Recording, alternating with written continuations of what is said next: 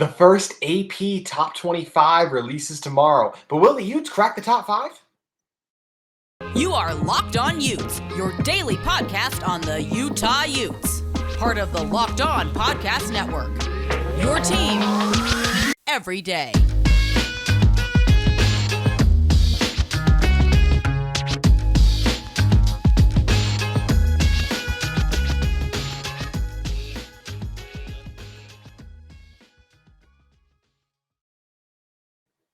Hello, everyone, and thank you for making Locked On Utes your first listen every single day. We are available on all platforms, including YouTube. Today's episode is brought to you by LinkedIn. I'd like to thank LinkedIn Jobs for being the official college football recruiting sponsor across the Locked On College Network. LinkedIn Jobs helps you find the candidates you want to talk to faster. Post your job for free at linkedin.com/lockedoncollege. Terms and conditions may apply.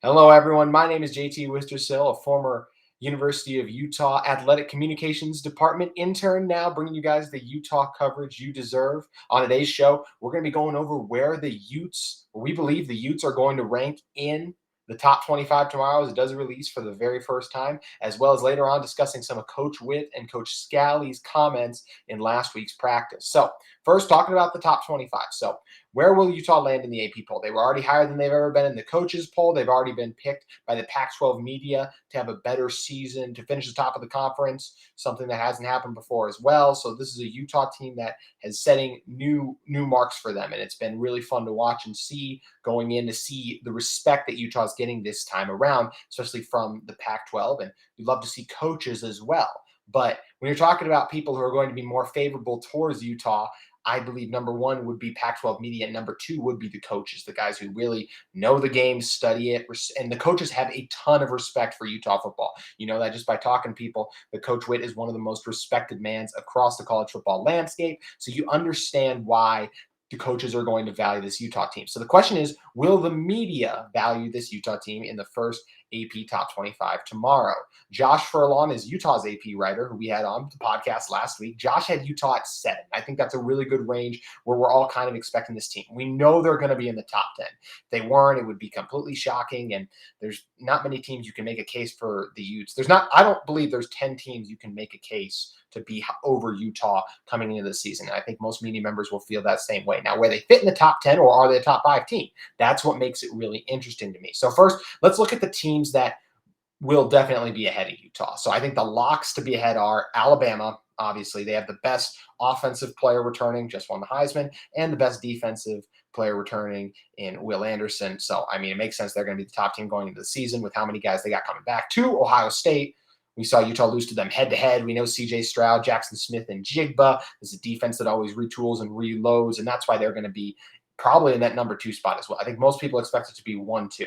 Now, the interesting third one is another one that I think the reason they're going to be in this top 5 is, and in the top 3, honestly, is because a lot of people expect them to retool and reload, especially on the defensive side of the ball. And that's Georgia. When you win a national championship, you're going to get afforded that luxury. But here's the other thing.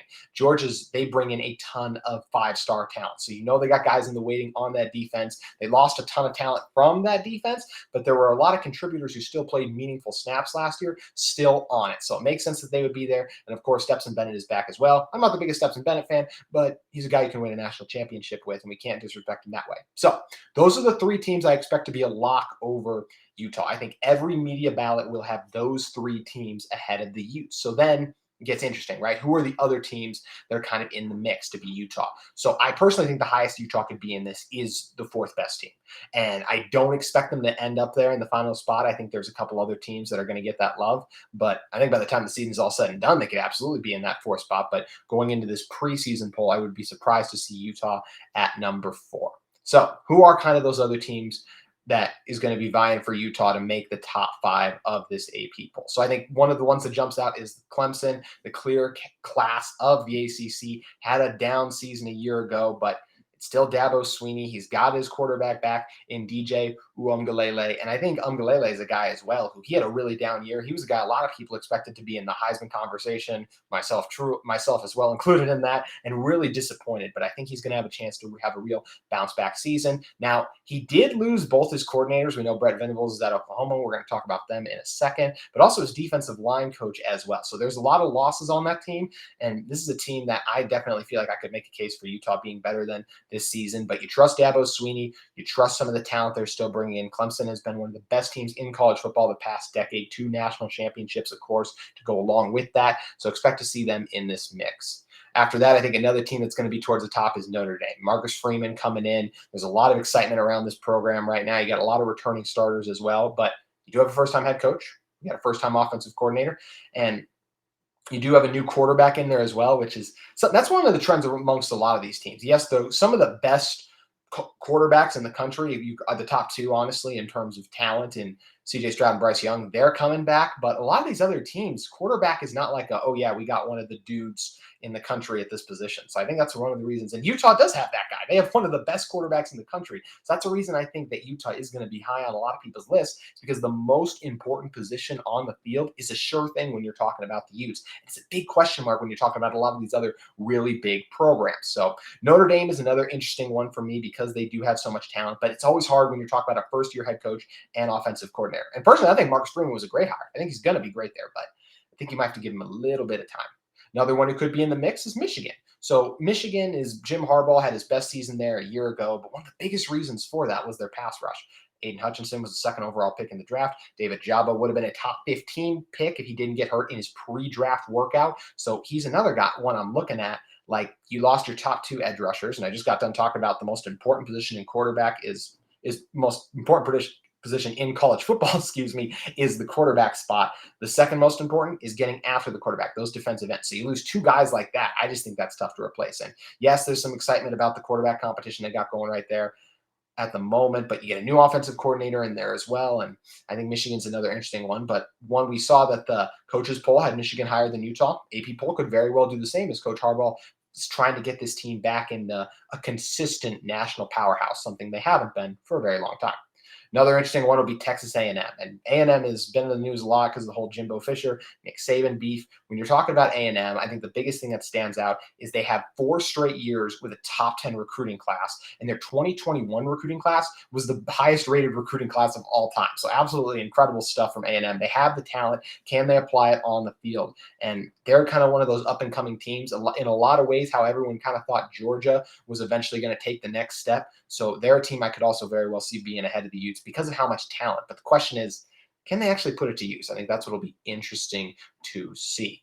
After A&M, I think there's 2 other ones that really stand out as real contenders to be above Utah. One of those being Oklahoma. Brett Venables is one of the best defensive coaches in college football. Gets his opportunity to go back to Oklahoma and become the head coach there. And I think it's the team that's going to see a much improved defense, but how much will the offense miss Lincoln Riley? Hint, I think it's going to be a lot. And I just don't know if Dylan Gabriel can get it done there, but they're still clearly one of the 2 best teams in the Big 12, one of the premier conferences in college football, so it makes sense they would be here. And speaking of the Big 12, the second best team, or one of the other best teams, is I think Baylor is actually going to be better than Oklahoma this year, is the Baylor Bears with Dave Aranda. So Dave Aranda, another guy's a great head coach, done a great job bringing that Baylor program back after a little bit of a dip when Matt Rule left, but it wasn't long. And then they just won the Big 12 last year. And I don't think they lost a ton of guys as well. So they're another one I expect to be in this conversation. I think there will be media members who have Baylor higher than Utah. But it makes sense as well after the season they had coming off a really strong campaign. So those are the main teams I think Utah will be vying for in this. I think one thing that'll be interesting when the media looks at Utah, they're going to love the returning starters, right? 17 returning starters come back. For the most part, a lot of those guys were the best at their position, but still there's a couple key losses. And the biggest one being Utah's best player, Devin Lloyd. And I think until a lot of these other guys prove themselves, whether that's a Lander Barton, Diabate, Karene Reed getting even more consistent as well, and some of the young guys just continuing to play well and just seeing more consistency from Utah start to finish, as people know how this Utah team started last year. Obviously wasn't very well. I think that's one of the reasons as well to look at this Utah team and still see their record, even if it is a deceptive record because of how good they were once Cam Rising came in.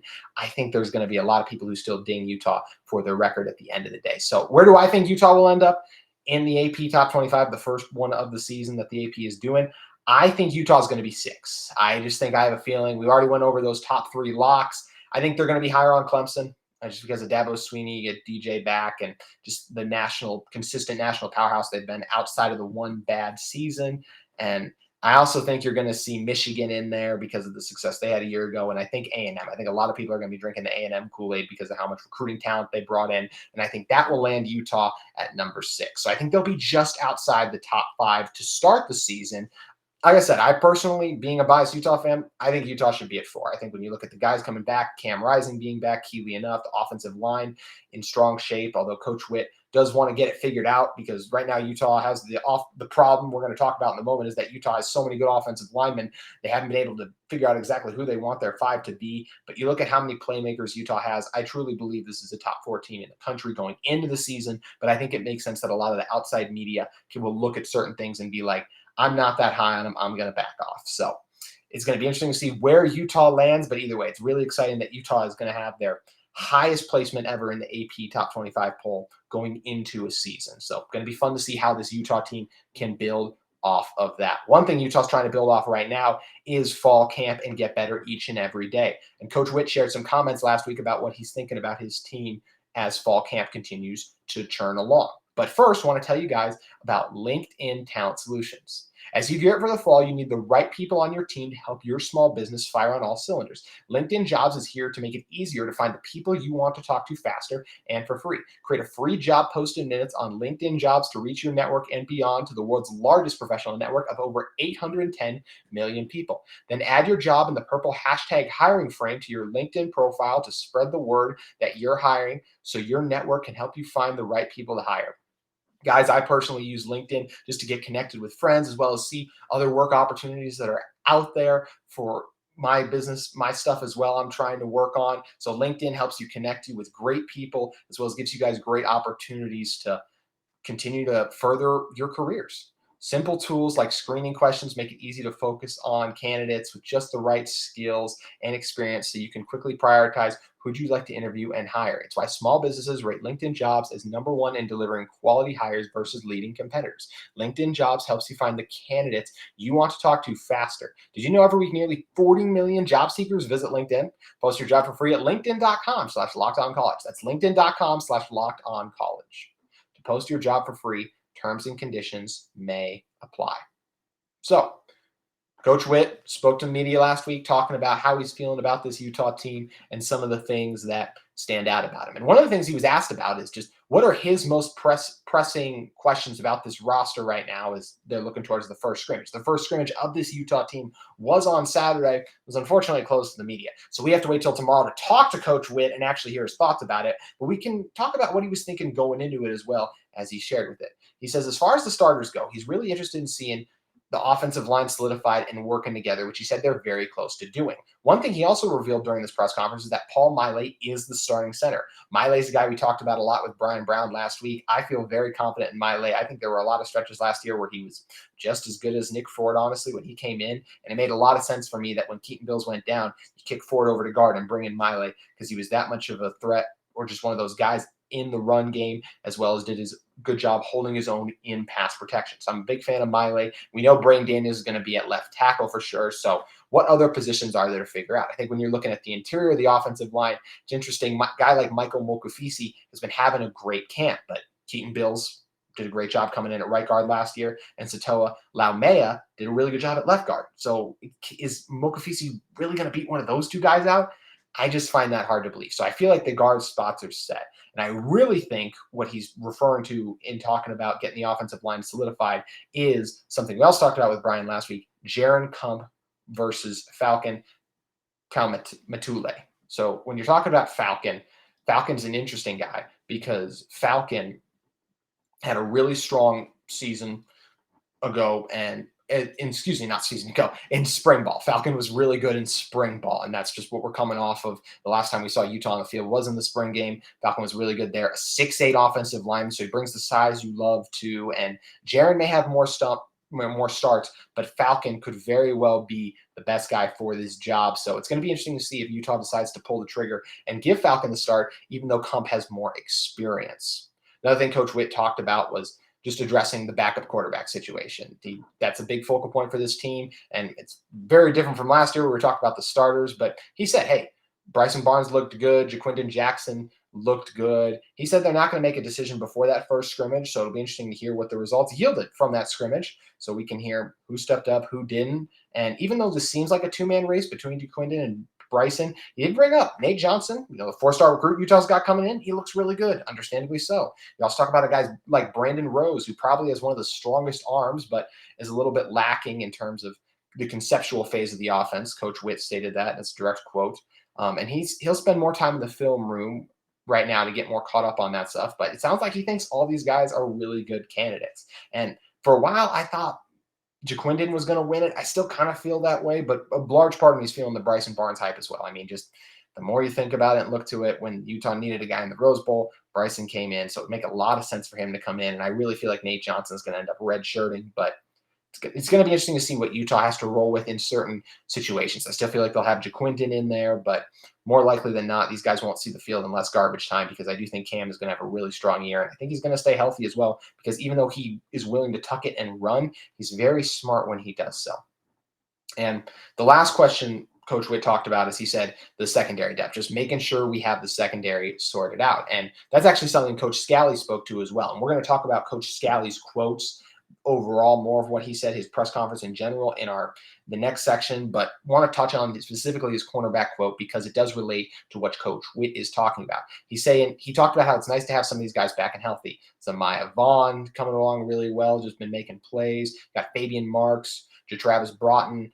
These are all guys who have played a lot of snaps. So I think it's just making sure these guys are more schematically and technically locked in after dealing with some of those injuries as they're coming back, getting their footwork back right and comfortable, so till they feel good about them. But there's no question who the number one of this group is obviously Clark Phillips. So it's who are the guys next to them. I think Broughton's in for a big year, and I think he will be number 2 on the cornerback depth chart. And then you get guys like Vaughn and Marks who are still going to play a huge role in this team. You need 4 guys, honestly, to be able to cover this level, because so many teams are going to trot out 4 wide receivers, especially USC is a team that I just feel like they're not going to.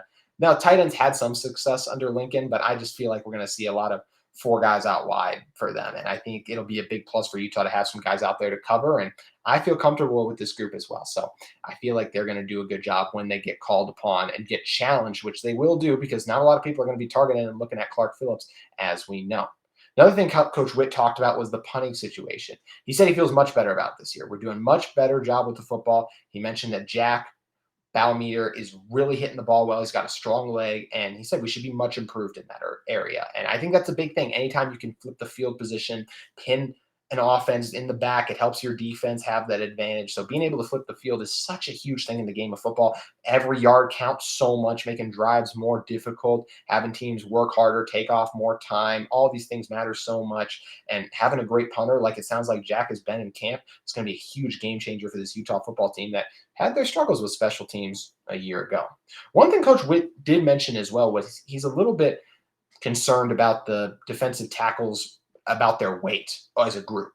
So he was asked, the defensive tackles are a bit lighter this year in terms of weight. Do you approach that position any differently than in years past? And he said, no, but he said that you are right to the question. He said some of these guys need to add 5, 10 to 15 pounds. We usually have some of the bigger guys, but the guys we do have are quick, tough guys that have good strength.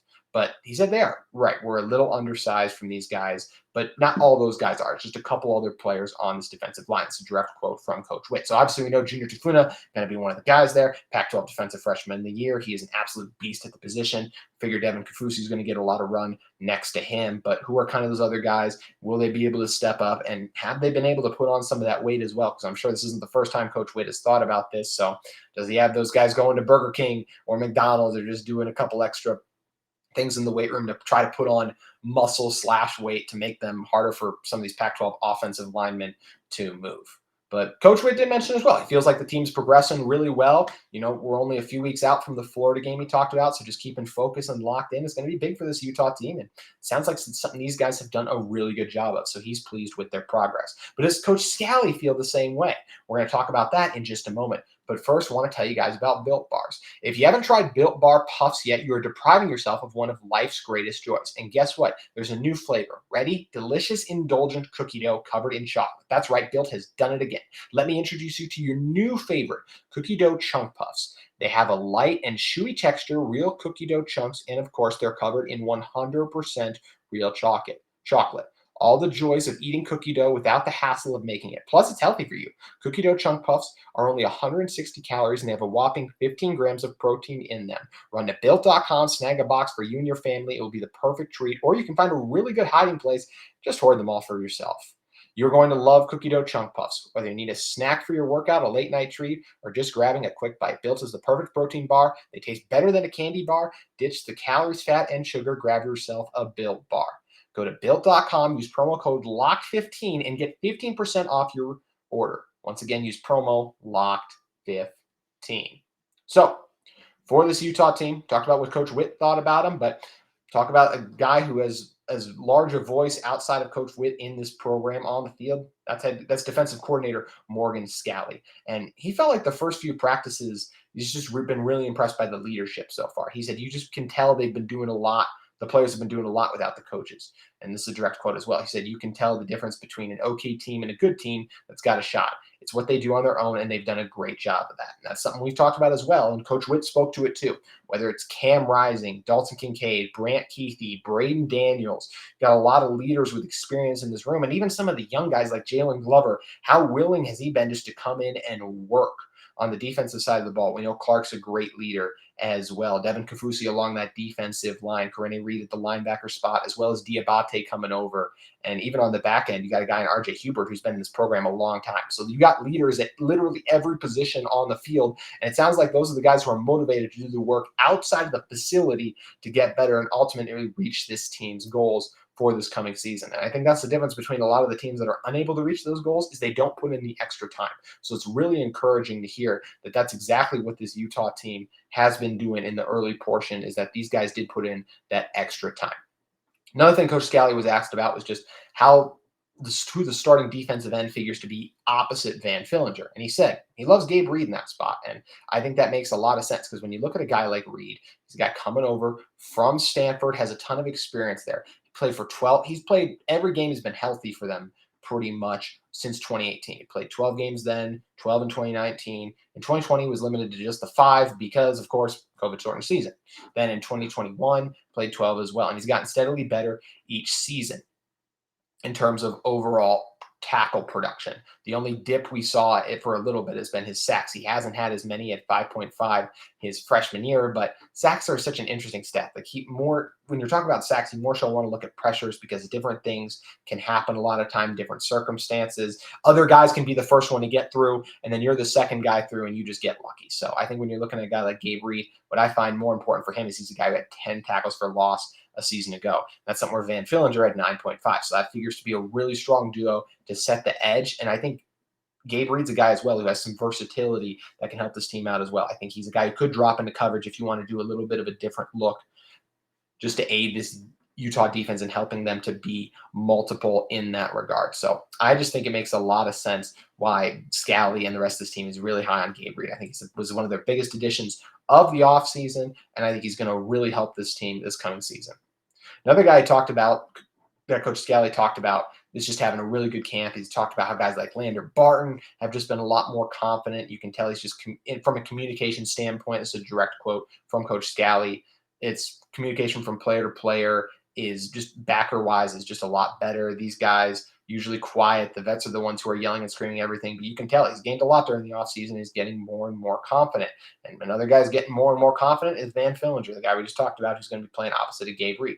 He just said the last 4 games is when he felt like he saw the best from Van Fillinger. And even though he had that three and a half sack game early on in the season, you could tell he just didn't have the same production the rest of the way. But as the year got on, he continued to grow and get better and better. And he has all the intangibles and tools you love to see in a defensive end. They're going to help him be successful this season. I think Van's in for a big season. And they said, we expect a big year out of him. And he's a guy who's gotten bigger and stronger this offseason. And sounds like he's in for a big year. Another guy who's going to be in for a big year is Cole. He just said, Coach Scally said, Cole is a stud.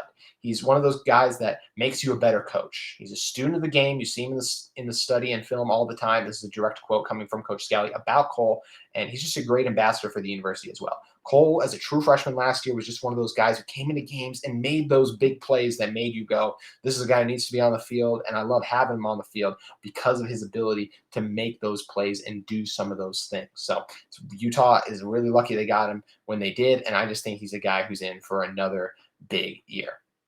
And another guy who's interesting to hear how he's coming along is a guy in Clayton Isabella, who he played football at St. Charles East High School, but from 2019 to 2021, he played safety at Illinois State. And I think that's the more interesting one. He's a 6'2 safety, and Coach Scally talked about what he liked about Isabella. He's a guy that can cover a lot of ground. This is a direct quote from Coach Scally. He understands our scheme. The more he's going to play, and he's continued to grow that understanding. But what the length he possesses, gives a lot of matchup nightmares. He can come down and cover tight ends. This is all things that Coach Scally talked about how they want to use him this season. And he's just a guy who he takes coaching as well, strives to get better. So I really think just the fact that he's been glowing about Clayton Isabella, I think it means we're going to see him on the back end a little bit, even in the first game versus Florida. He's obviously taken a big step up in terms of competition, but based on how this coaching staff, specifically Coach Scally, who's in charge of that back end, is raving about him, I think it's a really good sign for Isabella, and expect him to be in the mix with guys like Hubert and Cole Bishop as well. You don't really normally play two safeties for the entire game. So I think that Isabella very well could be the third guy we see coming in there, depending on the camp some of these other guys have had. But I think it's a big thing that this coaching staff is high on Isabella from his early play. Now, last quote I want to talk about, it's not from Coach Whitt. It's not from Coach Scally either. It's from the guy who's been the biggest breakout star ever since Utah's game in the Rose Bowl. After that ended, then the next time we checked in with the team was during spring ball in terms of got access to them. And it was the Devon Vele show. He's the guy who stepped up, and he's been making plays in fall camp just like he did in spring ball. And he also had one of the best quotes of camp so far. This is something our own our friend of the show, Cole Bagley, he got to share with in the media session, talked with him about, as I trip over my words. So Devon Vele, he just talked about, he said, a lot of teams respect us now. We won the Pac-12 championship, went nose to nose with Ohio State. Everybody respects us, but we want it to be a fearful team. Now that we're respected, we need people to fear us. And when you're talking about that, it's 100% true. People don't fear Utah right now. They respect, they go, they're a really good team, but we just talked about how Utah's not going to be in the top 4 teams more than likely. So they're not really feared by the national college football teams and landscape. Sure, they're feared by the Pac-12 teams, but they're not feared by the national one. And I think it's really cool that Devon and the rest of this team is adopting this mindset that they're ready to go after it and attack. And I really think they're going to have a big year because they want to be aggressive. They want to go at it. And I'm excited to see this Utah football team because they got players like Devon Vele who are ready to get to work and get after it. And I was talking about all those leaders earlier. Devon, Solomoninas, those are going to be 2 huge leaders in this wide receiver room and just in general on this offense. So coming up on the show the rest of the week, tomorrow we're going to be talking about where exactly Utah landed on the top 25. We'll have been able to talk to Coach Whitt as well after the rankings have dropped, so we'll be able to tell you guys what he thought of Utah's placement. He very well could brush it off, as most coaches do, but probably mention at least a little bit of something, especially as they will be higher, that he appreciates the respect, but that they don't really care. So it'll be interesting to hear what he and the rest of the offensive players we get to speak to think about the rankings, as well as fall camp updates. If you guys are looking for more updates in general about Pac-12 football, want to make sure you guys head over to Locked On Pac-12. Make Locked On Pac-12 your second listen every day, where host Spencer McLaughlin and other local hosts of the Pac-12 will take you around the conference in under 30 minutes. Make Locked On Pac-12 your second listen every day. Make sure you guys do follow us at Locked On Utes. And that's all for today, but we will see you guys tomorrow. Thank you for listening in to Locked On Utes.